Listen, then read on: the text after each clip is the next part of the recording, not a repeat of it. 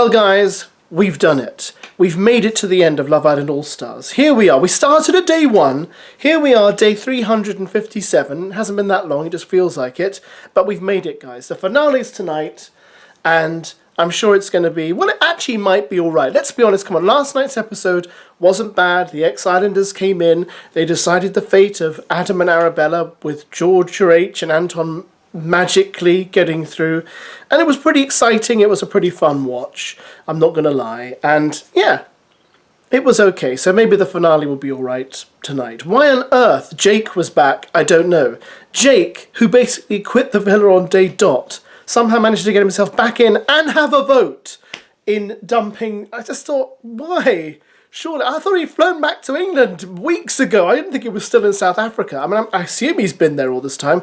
I have no idea. I don't know how they've kept them or whether they've sent them back, done whatever, but goodness me, I couldn't believe it when I saw Jake in there. So I've decided to dump this couple because from what I've seen previously, there's a few things that's kind of happened that I didn't really agree with. It's possible Stormzy might appear on the show tonight. Maya Jama has put up on her Instagram that he is now in South Africa with her. So he might make an appearance, or he might just be in the audience during the finale, which I think is going to be live. So hopefully it'll provide even more fun if it's live, because, you know, there are sometimes those crazy mistakes, things going wrong, which all adds to the kind of fun of Love Island, I think, anyway, especially when those kind of things happen. And it was interesting last night seeing Georgia Harrison making up with Josh. And you realise, I thought about it, like 24 hours ago, these two are not getting on. Here's a little montage for you. Really, I don't want to sit in front of a I don't think you are my friend, Josh. Well, if that's who it is, that's who it is. I don't think you ever were. No. You were in some way right. Yeah. And I accept that. No worries. Because the way you've acted towards me is not how a friend acts. We're obviously not going to lose our friendship. I don't want to fall out with you over this.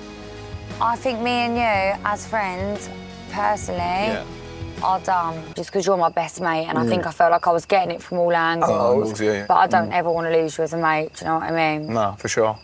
Take her. Come on, mate. Come on.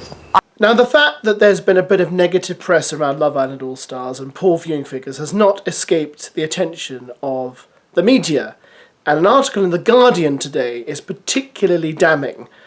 It's written by Yomi Adegoke, who's a well-respected writer, and she had this to say just in the headline of the article, and I have to say, if you have a chance, go and read it, because it makes for really good reading. Have a look at this. A shallow new low. Love Island All-Stars is a miserable attempt to rewrite history. Why do contestants seemingly act as though their real lives don't exist? And why are past series tragedies jarringly ignored? This show's airbrushing of reality is the nail in the coffin. She goes on to say in the article, there are certain things that All Stars has left out that it shouldn't have done, and I completely agree with her. I've spoken about them in my other videos. I mean, firstly, she talks about the fact that these people know each other on the outside, but they don't talk about that much at all. But also she mentions what happened to Georgia Harrison. And once again, I'm going to bring it up because I feel like it's important to know that Georgia Harrison went through all that terrible stuff with Stephen Bear, the revenge porn, all that kind of stuff. He was actually released from prison while she's been filming this show, right?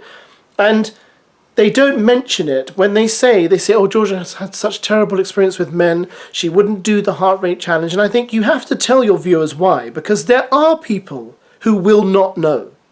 There are always people who don't know these things, and it's your job, if you are controlling the narrative, to tell the story. That's what it is. Tell the story, inform people, let them know in case they're unaware. Otherwise, they'll just think wrong of a person and not know why they behave the way they do. And I thought that was a glaring omission.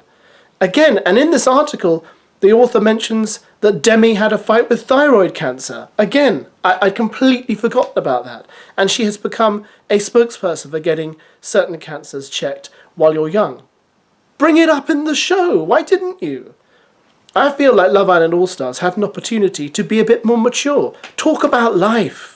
Talk about the things you've been through. Talk about what it's like to be a Love Island star outside the villa. Talk about the struggles you've had, rather than airbrushing it, as the author says they've done here, which is the problem.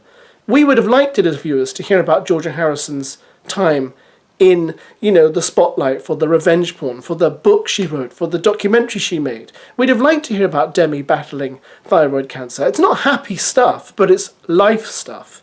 And I think it would have really added a maturity to the show that it desperately needs, rather than what the author refers to here in the article as fluff. It is fluff. And yeah, we all tune in for Love Island not to be utterly battered with the dark reality of life. But I do think with All Stars, they had an opportunity to say, you know what, let's give our viewers a bit more reality, because these guys in here are supposedly more mature. They've done life a bit more. Let's talk about their struggles. Let's talk about why they're reluctant to hook up with people, all that kind of stuff, rather than just pretending they're like juniors. You know, they're just like same as anyone else who comes into the villa, which they're clearly not. Do I think Love Island All-Stars will return? Well, you never know. I'm not going to say no, because sometimes commissioners at TV stations make strange decisions, and it may well return depending on, you know, how many viewers it gets on download added to the ones it gets during the live broadcasts. It is an expensive show to make, I suppose. Apparently, each Islander is paid £2,000 a week on Love Island All-Stars.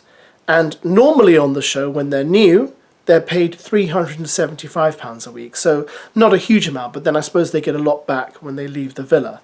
So it's more expensive to make in terms of paying your cast, because there's quite a lot of people to pay £2,000 a week to, but at the same time they did seem to restrict budget somewhat by doing virtually no challenges, no exterior challenges where they left the villa and kind of, you know, did stupid things, you know, with inflatable castles and all the nonsense they normally do.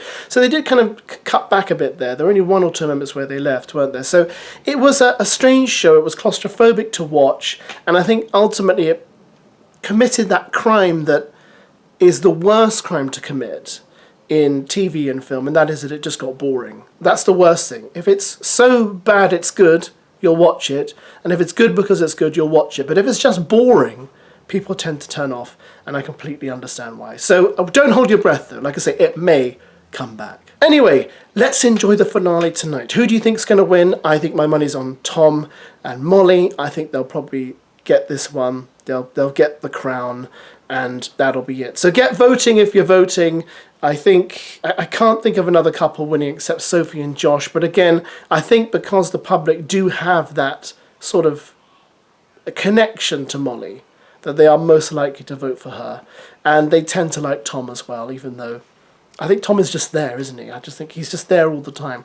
He's kind of like a window you look through every day and you say, oh yeah, I like that window. And then you don't think anymore. I find him very strange. Anyway, vote if you're going to vote. Let's see what happens. And above all, let's enjoy it. Because it could be the last time we see it, or it could not be. Thanks for watching the videos I've put up. Hope you've enjoyed them. Catch you again tonight. And then after that, it's not too long before Celebrity Big Brother. And let's hope there's lots of people from Love Island on it. No.